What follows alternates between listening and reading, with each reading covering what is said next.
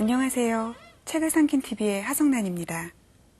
작고하신 이청준 선생님께서는 문학을 눈물이고 꿈이고 씻긴 곳이다 라고 말씀하셨는데요. 문학작품 속에는 희노애락과 꿈과 희망이 담겨 있다는 말씀일 것입니다. 우리 책을 삼킨 TV에서는 다양한 현대 작품과 작가들을 만나보고 있습니다. 앞으로도 많은 관심 부탁드리겠습니다. 오늘 만나볼 작품은 맛으로 표현하자고 하면 뭐랄까요? 오물조물 맛있게 무친 남도 음식을 한상 차려낸 것이라고 할까요? 바로 이현수 작가입니다. 화면으로 먼저 만나보시겠습니다.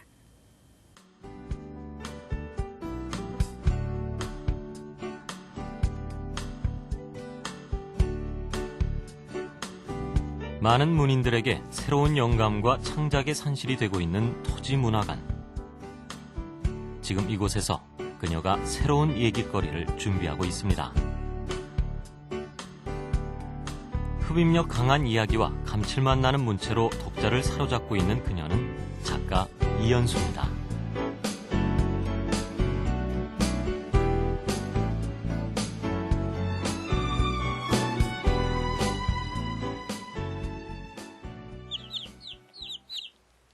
전통사회와 현대사회의 경계에 서 있는 여성의 삶에 남다른 관심을 보여온 그녀.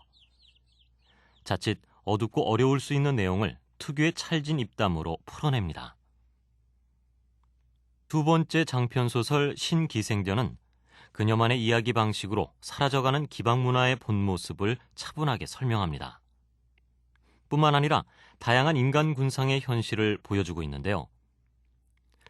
어린 나이에 기방에 팔려와 평생 부엌에서 음식을 만들며 기방의 법도를 배운 살아있는 기방전설, 78살의 부엌 어멈 타박내와 소리꾼으로 타박내와 함께 마지막 기생집 부용각을 이끌어가고 있는 오마담. 오마담을 연모하며 20여 년을 기생집 집사로 살아가는 박기사와 기둥서방, 마지막 춤기생인 미스민, 그리고 부용각까지. 때로는 판소리의 사설처럼, 때로는 마당놀이 한 장면인 듯 걸쭉하고도 뛰어난 해학으로 풀어내고 있습니다. 2003년 문예지에 발표하기 시작해 2년여에 걸쳐 완성한 창작소설 신기생전에 이어 2009년 새롭게 선보인 그녀의 두 번째 소설집 장미나무 식기장. 역시 그녀만의 풍부한 이야기로 억눌린 욕망과 상처를 풀어주고 있는데요. 모두 7편의 단편이 실린 이번 작품집에는 손이라는 특정 부분에 과도하게 집착하는 남자의 이야기뿐만 아니라 호주제, 부동산 투기, 기러기 아빠, 종갓집 종부 등 현대사회의 다양한 인간 군상이 재치 있는 문장으로 표현되고 있습니다. 특히 다양한 어머니의 모습을 담은 것이 이번 작품집의 특징 중 하나인데요. 추풍령 등이 그것입니다. 91년 충청일보 신춘문예에 당선되면서 시작한 문단 생활. 어떤 이들에게는 느린 발걸음으로 보일지 모르지만 그녀는 서둘지 않습니다. 과거에 대한 은근한 시선과 재치 있는 문체가 여유롭게 느껴지는 것도 바로 이런 여유와 인간적인 따스함 때문이 아닐까 싶은데요. 그녀를 바라보는 타인의 시선 역시 크게 다르지 않습니다. 예리하시고 글을 쓰실 때도 그렇고 사물을 보실 때도 그렇고 예리하면서도 따뜻한 면이 있으세요. 그러니까 두 가지 면이 다 있으셔서 후배나 이렇게 동료 작가들한테는 굉장히 또 따뜻한 말씀, 어머니같이, 언니같이 이렇게 다독여주시는 면도 있고, 그러면 반면에 또 세상을 볼 때는 또 굉장히 예리하게 잘 씹어내시는 것 같아요. 또 편안하게 이렇게 좀 이렇게 사람들 감싸주시고, 그래서 여기에서 저는 이분이 좀 왕언니 같은 존재구나, 이 토지에서. 그래서 예, 굉장히 같이 지내면서 좋았습니다.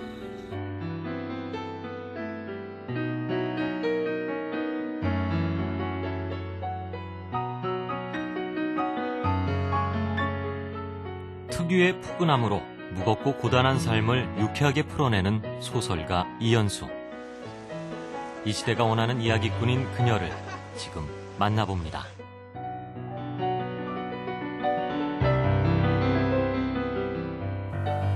이현수 선생님 오늘 이 자리에 모셨습니다.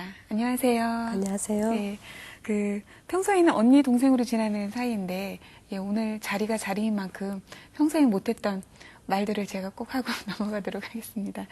지금 토지문화관에 계시다고 들었어요. 예, 그래요. 네. 평소에는 두 아이 기르랴 또 소설 쓰시랴 굉장히 시간을 쪼개서 쓰시기 굉장히 힘드셨었잖아요. 예. 근데 오랜만에 이렇게 자리를 옮겨서 본격적으로 글을 쓰시는 거죠. 본격적으로라기보다는요, 네. 이렇게 그 창작 공간에 그 이동이 좀 필요했어요. 그러니까 책 4권을 연달아 내고 나니까요, 이렇게 보통 새 작품을 시작하면 문장도 좀 달라져야 되잖아요. 그래서 보통 작가들은 몸도 만들고 뭐 운동도 새로 시작하고 그런데 저는 그것보다는 먼저 좀 공간 이동을, 그러니까 뭐 반찬 냄새 안 나는 그런 곳에서 했으면 해서 저기 토지문학관으로 옮겼습니다. 네. 쓰시고 계시는 작품이 어떤 작품인지 살짝 기뜸해 주실 수 있으세요? 이게 스포일러가 되는데요. 시대는 고종부터 현재까지, 그러니까 100년이 좀 넘는 역사를 다룰 거예요. 그리고 이제 그 역사의 그 소용돌이 속에서 한 가문이, 그러니까 주인공은 한 70세 된 할아버지예요. 그래서 그 한 가문이 그 역사의 풍랑을 만나면서 어떻게 변화하고 바뀌는지 그런 것들을 좀 이렇게 추적하고 싶었거든요.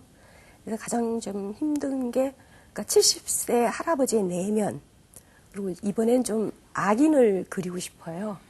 예, 그래서 좀 제대로 된, 그동안 제 소설은 너무 좀 따뜻하다, 뭐, 최고의 그 악인이라고 하면은 기둥서방, 신기대인전 속의 기둥서방이었거든요.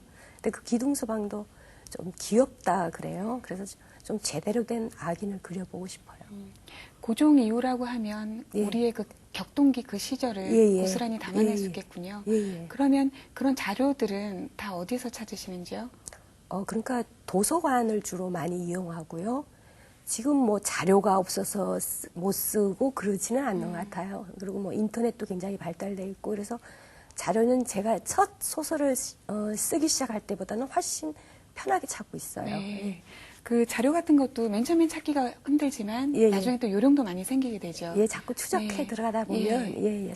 쭉 이어지니까요. 아, 기대가 무척 되는데 제목 같은 것도 혹시 생각해 두셨고요? 아니요, 제목은 저는 맨 마지막에 써요. 네, 그럼 한 6개월이나 1년 그 사이에 만나볼 수 있겠군요.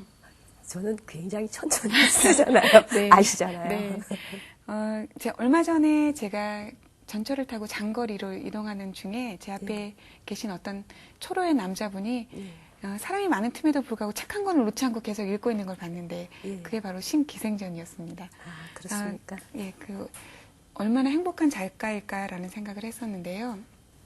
선생님의 그 소설들을 읽다 보면 그 짜임새는 물론이고 문장 하나가 허투루 넘어가는 법이 없다는 그런 생각이 들거든요. 그런 맛깔스러운 그런 문장들, 그런 것들은 어떻게 훈련하고 계시고 또 어떻게 쓰고 계시는지요? 글쎄, 그렇게 봐주셔서 고맙고요. 예. 그러니까 언어는, 저는 어릴 때부터 사람의 말에 관심이 많았어요. 그러니까 제가 태어난 곳이 삼도봉이라 그래가지고 경상도, 충청도, 전라도가 만나는 지점이에요. 그러니까 고향복이 좀 있는 편이죠.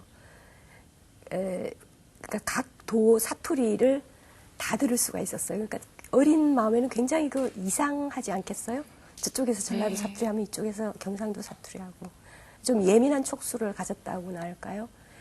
예, 그렇게 하면서 자라면서 이 언어라는 게 갈고 닦은 만큼 이렇게 빛이 나는 것 같아요. 보통 이제 주부들도 집에서 살림하면 살림 한 만큼 표가 나는 것처럼 그런 것 같아요. 그래서 아마 제 글이 좀 쉽다랄지 또 좀 쉽게 익힐 수 있다 그런 것은 저는 글의 리듬감을 좀 살리려고 노력하고 있어요. 그게 아마 입에 딱 맞는다 이런 평가를 듣습니다. 그러면 이렇게 대사 같은 부분을 그러니까 할 경우에 예. 그러니까 입일말로 직접 이렇게 한번 해보시고 쓰시는 편이세요? 예, 그렇습니다. 그게 제 전략인데요. 네. 네. 특히 신기생년 같은 경우에는 그런 구수한 그런 사투리 이런 것들이 많이 살아 있잖아요. 예, 그 사투리는 좀 이렇게 깊게 파고들면 굉장히 힘들어요. 네. 예, 공부하기도 힘들고 저는 본격적으로 사투리 공부를 했어요. 작가 되기 전에. 네. 녹음기를 갖고 다니면서 각 지방을 찾아다니고요. 그리고 특히 할머니들 말들 좀 체록하고요. 네. 그리고 지금 현재 그 우리나라에 나와 있는 교본 중에는 그 옛날에 그 한창기 선생님이 하셨던 그 뿌리 깊은 나무라는 그 출판사 알죠? 거기 세미 깊은 물이라고 네. 지금 폐간된 잡지가 있어요. 네. 거기에 마지막 코너에 보면은 그 이렇게 사투리만 네. 예, 이렇게 체록해서 한 게 있거든요.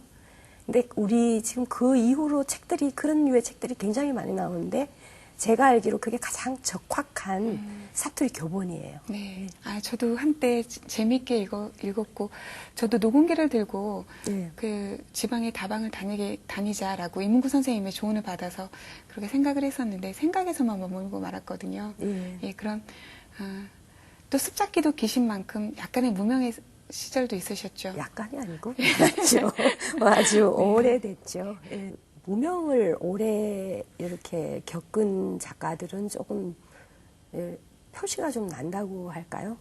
예, 어떤 게 이제 이렇게 장점도 있고 단점도 있어요. 근데 이제 장점이라면 그 문학이라는 게 사실은 기다림이에요.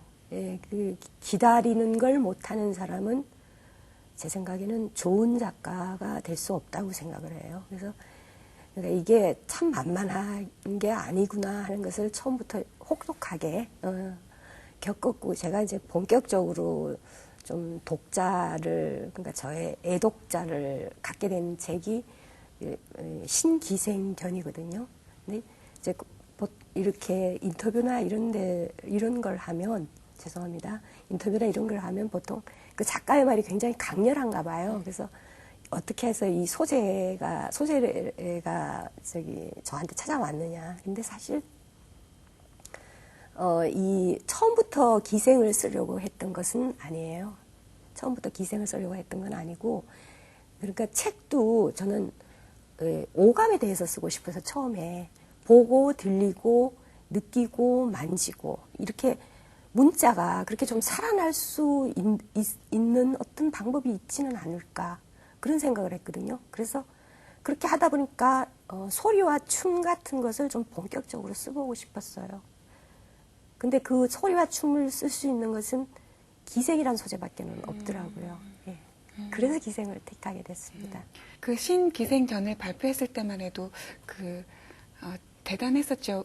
그렇다면 그 기생전이라고 할 만한 앞선 텍스트를 염두에 두시고 쓰셨던 건가요? 아니면 어떤 모델이 있었던 것인가요? 모델은 아니고요. 그래서 제가 이제 그 동기가 이렇게 오감에 대해서 쓰다 보니까 기생이라는 소재가 필요했고요. 그리고 이제 기생에 대해서 천착을 해 들어가니까요. 우리나라 사대부든 지금도 실증주의 사학은 전혀 믿지를 않습니다.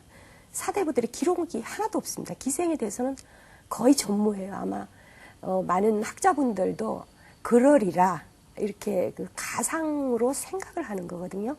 그러니까 풍속으로 그 시대를 미루어 짐작하고. 그러니까 이게 왜 없느냐 하면은 사대부들을 그 안중에는 없었던 게 천민의 그 어떤 그 삶이나 기록들을 남기는 게 굉장히 부끄러웠던 거죠. 그래서 구술에, 그러니까 저는 구술사를 훨씬 믿습니다. 우리나라 풍속도 그렇고요.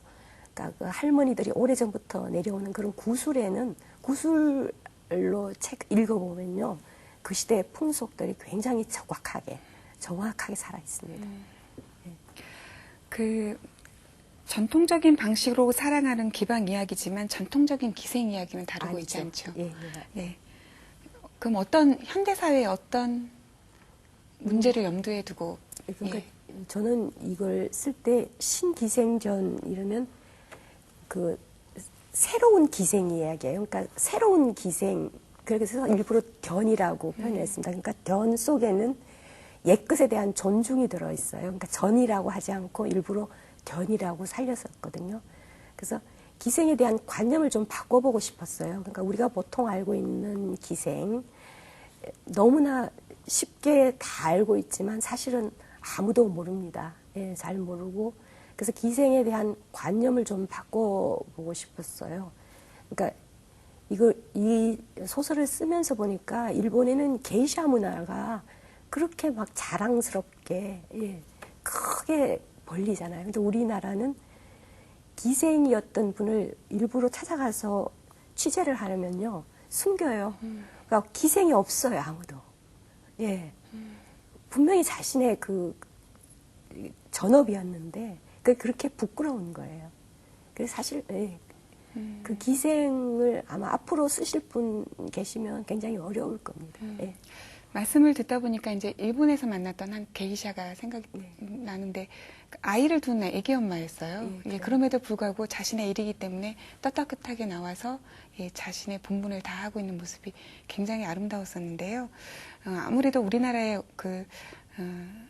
기생임을 신부님을 숨기고 살아가게끔 만든 이 사회적인 어떤 그런 면모들도 이 신기생전을 통해서 이 밑바탕에 흐르고 있는 것이 아닌가라는 생각이 드는데요. 그럼 신기생전의 주요 무대를 찾아가서 작가가 전하고자 하는 메시지를 다시 한번 느껴보는 시간을 마련했습니다. 화면 함께 만나보신 뒤에 보다 자세한 말씀 나누도록 하겠습니다.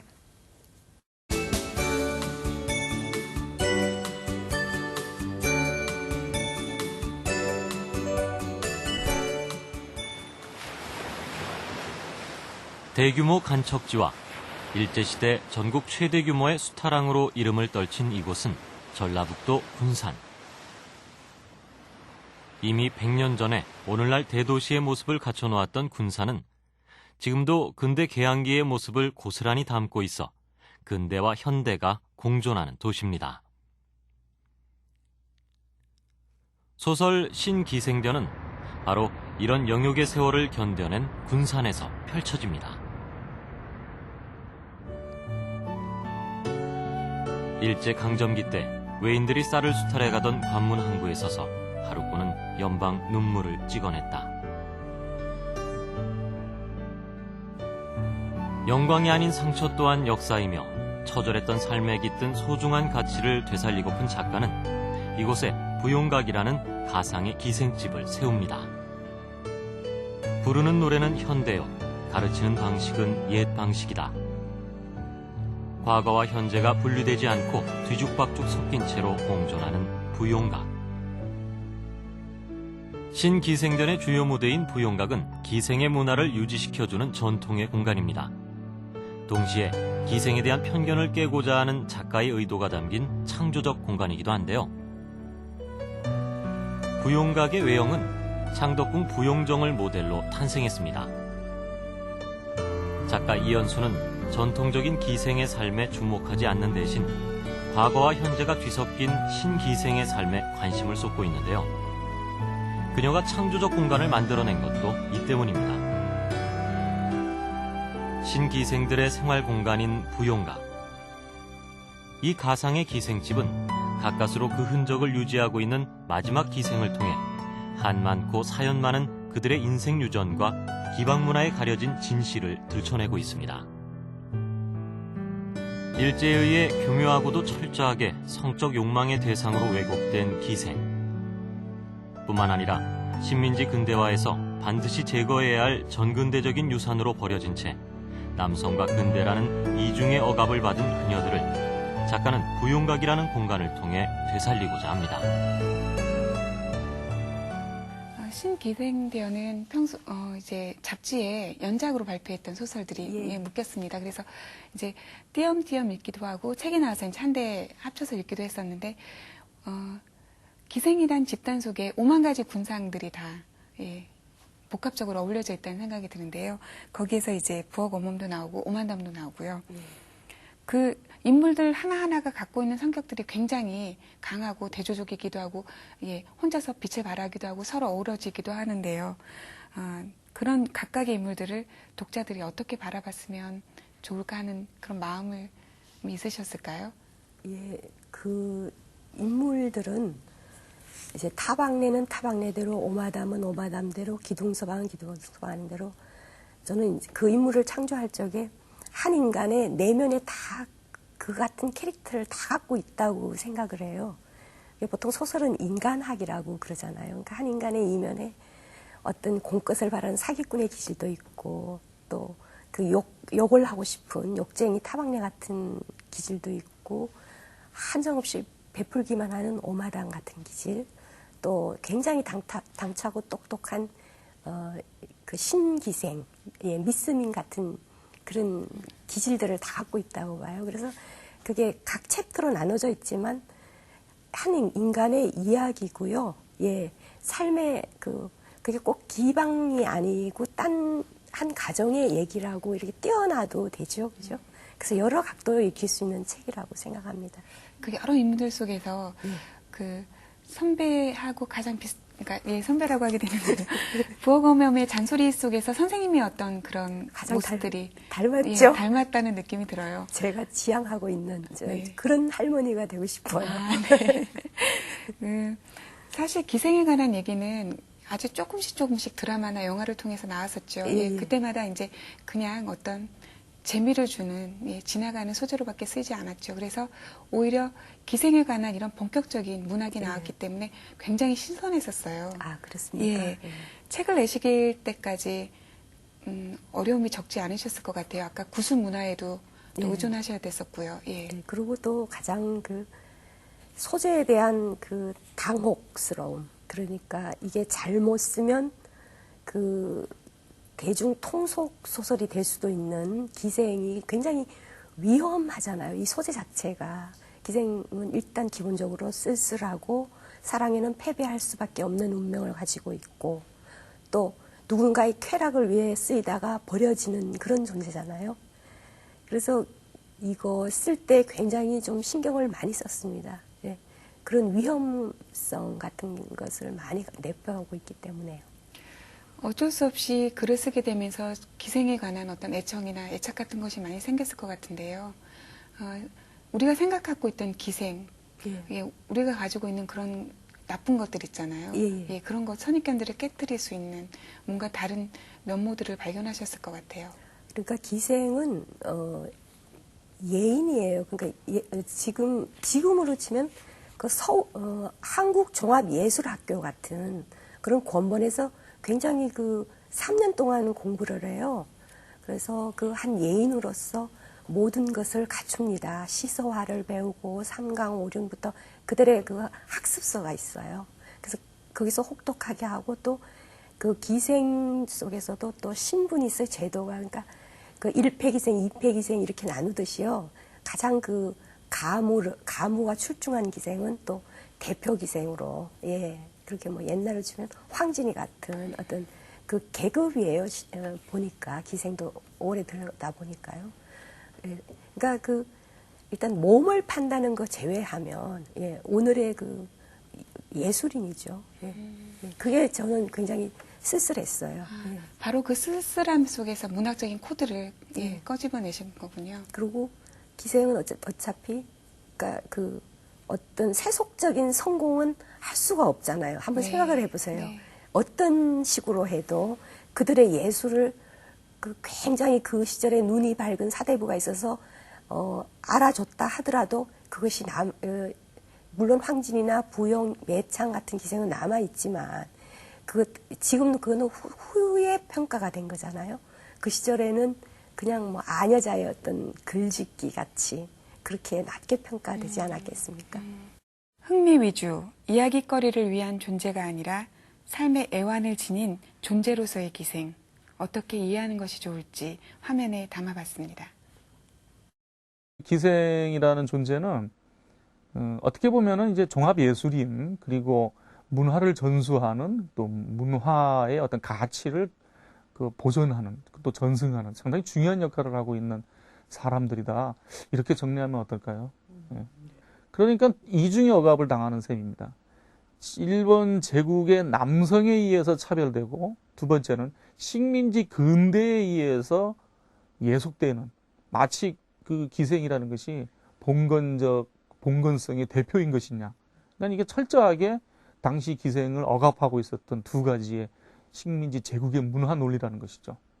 이현수 씨는 이런 신기생의 소리와 춤을 통해서 그들의 그 사랑, 그들의 사랑이 왜 이러한 춤과 노래로서 그 많은 독자들에게 다가갈 수밖에 없는가. 그것들은 제가 아까 다시 얘기합니다만은 상대방을 구속하지 않는 사랑, 그 사랑이 넓고 깊게 스며들므로써 우리가 갖고 있었던 전통적인 소리와 춤이 다시 현대적으로 되살아나는 것이죠.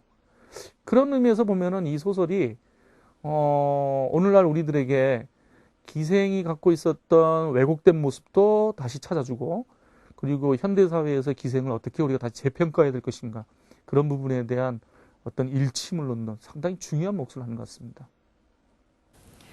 통속과 문학 그 가운데에 어떤 줄타기를 하기 위해서 굉장히 그 작가에게 선택해야 될 언어서부터 모든 것들이 굉장히 까다로웠을 텐데요. 예. 자칫 문학이다 해서 무거워질 수도 있었을 것 같아요. 그럼에도 불구하고 초로의 사내가 지하철에서 몰입할 수 있게 하는 그런 성격도 분명히 이 책이 갖고 있거든요. 예, 어떤 점 이 책의 매력일까요?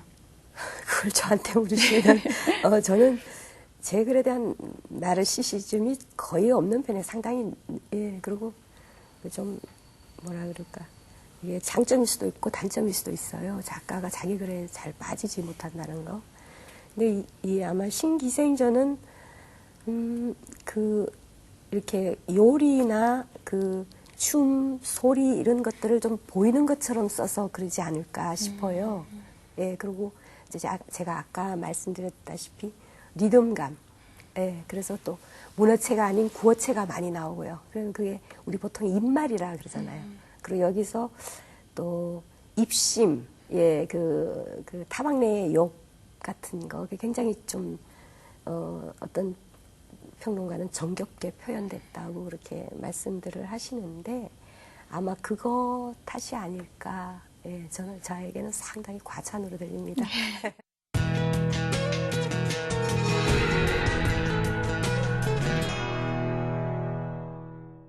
예, 이제 작품집을 내셨어요. 장미나무 식기장. 네. 제목만 봤을 때 굉장히 고혹적이라는 느낌을 지울 수가 없었는데요. 그 버려진 장미나무 식기장을 가지고 들어오면서 이제 이야기가 시작이 되죠. 예. 네. 장미나무 식기장은 몇 편의 소설들이 묶여 있죠? 7편의 소설들이 묶여 있어요. 그리고 좀 소재가 이번 거는 그 좀 다양할 거예요. 네, 아주 다양한 작품들이 모여있다는 생각이 들었는데 그 7편이 그동안 발표했던 소설들 전부가 아니죠? 예, 조금 다른 것도 있죠. 네. 예. 그러면 작품집에 실체하는 소설들도 예, 예. 네. 그럼 그 소설들은 다음 작품집에 또 성격이 예, 맞으면 실을 예, 생각이신 예, 거군요. 예, 예. 네. 사실 하나의 소설집을 향해서 소설들을 발표할 때는 단 한 작품을 위해서 이렇게 소설들 발표하는 경우가 많잖아요. 예. 예. 그럼에도 불구하고 한 소설집에서 이렇게 몇몇 작품들을 떨어뜨려 놓을 때의 마음이라는 것도 좀 예사롭지는 않으셨을 것 같아요. 그 떨어뜨린 작품은 아마 좀 성격이 달라요, 이거랑. 그러니까 여기도 역시 사라지는 것, 오래된 것, 옛 것, 이런 것들을 지향하는 것들이 굉장히 많아요. 소재는 근데 현재지만요. 예, 시점은 현재로 언제나 시작을 하지만 뒤에 이제 나오는 게 그런 것들이고, 그래서 뒤에 떨어뜨린 것은 조금 발랄한 시점으로 발랄하게 써진 작품이에요. 그래서 이게 그러니까 저는 보통 책을 한 권 낼 때 좀 비슷한 것들을 묻거든요. 네. 예, 읽기도 편하고 독자들 읽기도 편하고. 그래서 이거랑은 맞지 않아가지고 두 작품은 떨어뜨렸습니다. 그렇다면 장미나무 식기장에 실린 소설들을 다 꿰뚫고 있는 소설들의 주제랄까요? 그런 건 무엇일까요? 사라지는 것들의 쓸쓸함, 예, 그런 거 아닐까요? 사라지는 것들에 대한 쓸쓸함, 그리고 우리가 잊지 말아야 할 것들. 그러니까 현재는 너무 일회적이고 부박하고 오래된 것들은 빨리 폐기하고 그런 추세잖아요. 예, 그래서 제 소설을 좀 읽으면, 그러니까 우리가 과거에 그 아름다웠던 것, 그 생의 갈피에 좀 그 단풍잎처럼 넣어서 보관하고 싶은 것, 그런 추억 같은 것들을 좀 아름답게 이렇게 만날 수 있었으면, 예, 편안히 예, 독자들이 저는 그렇게 생각하고 있었는데 어떨지 모르겠습니다. 그럼에도 불구하고 굉장히 쓸쓸하다는 느낌을 주는 소설들이 참 많았어요. 예. 예. 그 장미나무 식기장이라고 했을 때 그 느껴졌던 어떤 느낌이랄까요? 이게 우리나라에서는 장미나무를 통째로 쓰진 않는 거죠. 예, 굉장히 그 비싸다고 알고 있습니다. 네. 장미목이라 그러죠. 장미목이라 그러고, 예, 그래서 제가 이게 이 작품을 전할 때 장미목보다는 장미나무가 낫고요. 그리고 그 식기장이라고 붙인 것은 식기장은 하성란 씨도 알죠. 네. 그러니까 지금은 장식장이라 그러고 과거엔 찬장 그 사이에 나왔던 네. 굉장히 그 크고 육중하고 예. 화려한 네. 우리 거실에 큰 가구로 하나 자리 잡고 네. 있던 예. 그러니까 이게 아마 한 중세 시대 그 식기장. 그래서 일부러 제 책의 그 아우라하고 맞는 것 같아서 장미나무 식기장이라고 제목을 정했습니다. 예. 이 소설집에 나오는 많은 소설들 가운데서 이제 추풍령이나 나무 정원에 함부로 발 들이지 마라, 또 장미나무 식기장 등등에서 개성 강한 어머니들이 등장하고 있는데요. 이런 어머니들의 모습을 통해서 어떤 메시지를 전달하시고 싶으셨는지요? 그러니까 전작에서 토란 첫 번째 소설에서는 굉장히 그 지극히 한국적인 전통의 어머니들을 많이 썼어요, 제가. 쓰고 나니까 좀 미진한 느낌이 들었어요. 그래서 이번 장미나무 식기장에는 벌떡증에 걸린 어머니 나오죠. 예, 그리고 또 그 추풍령의 어머니고 장미나무 식기장의 어머니는 살이 굉장히 많이 찌고, 예, 헌헌한 여장부인데 뭐 굉장히 수완이 좋아서 돈을 엄청나게 버는 그런 여러 명의 남자 몫을 하는 그런 어머니고요. 또 남의 정원에 발들이지 마라는 장의 나이를 버리고, 예, 주식의 귀재로 이렇게 살아가는 굉장히 매력적인 할머니가 된 그런 어머니. 그래서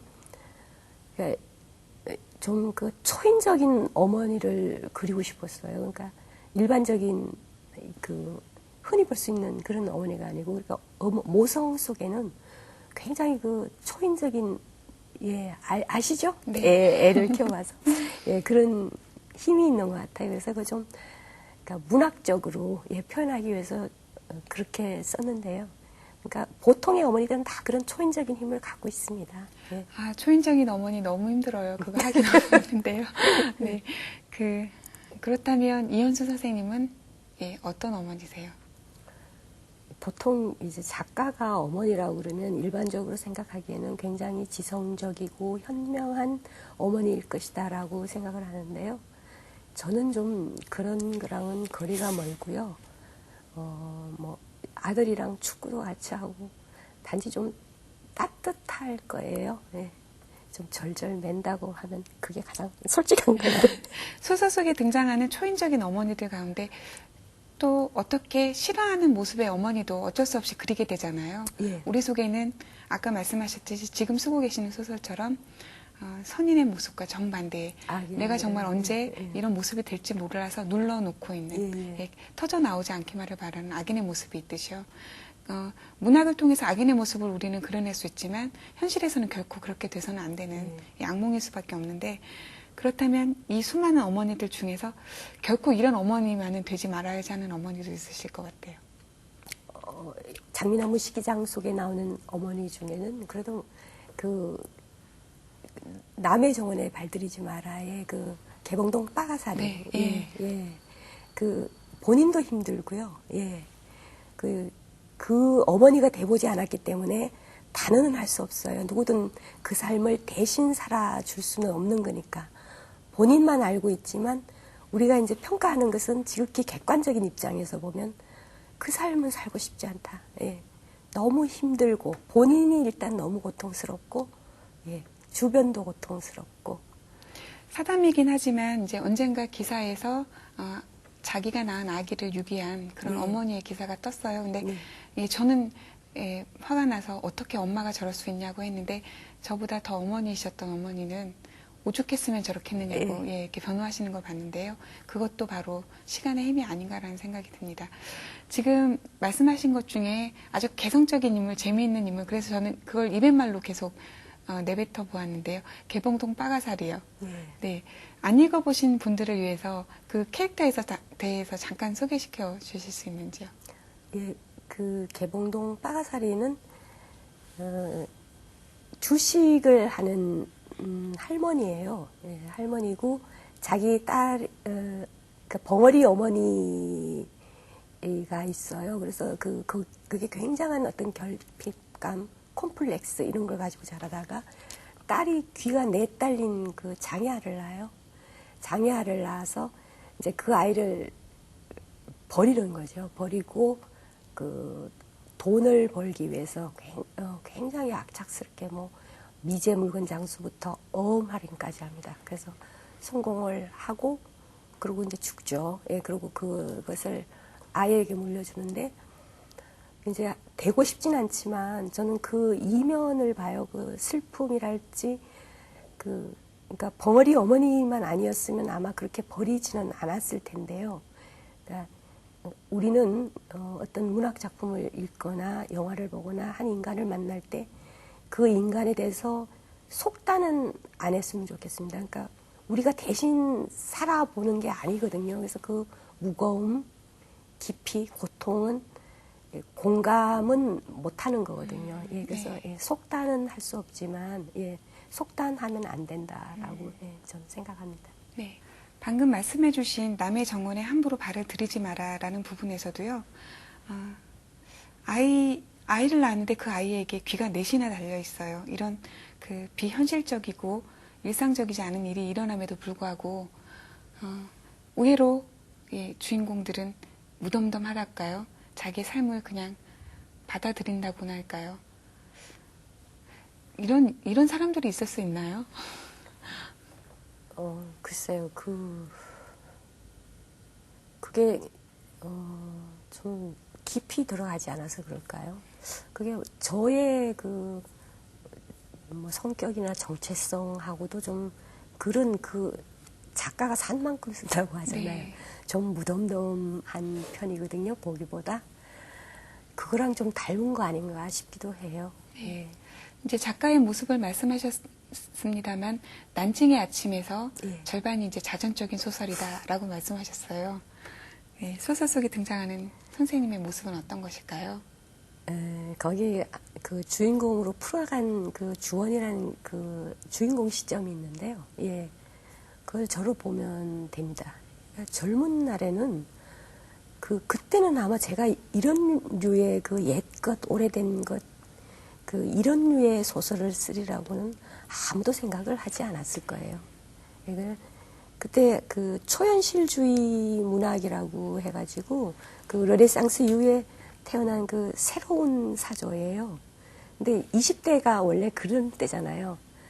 그게 그렇게 좋더라고요. 누보 로망일지 뭐 예 이런 식의 다다이즘 뭐 그래서 그 한 단체에서 한 7년간 예 그렇게 같이 공부도 하고 활동도 하고 그랬어요. 그러셨군요. 예. 예. 지금 말씀하셨던 것처럼 젊은 날을 열정적으로 빠져들게 한 그 무엇이 지금의 선생님을 만든 또 하나의 토대가 되지 않았을까 싶습니다. 이런 선생님께 좋은 영향을 끼친 책들을 추천받았는데요. 화면으로 보시겠습니다.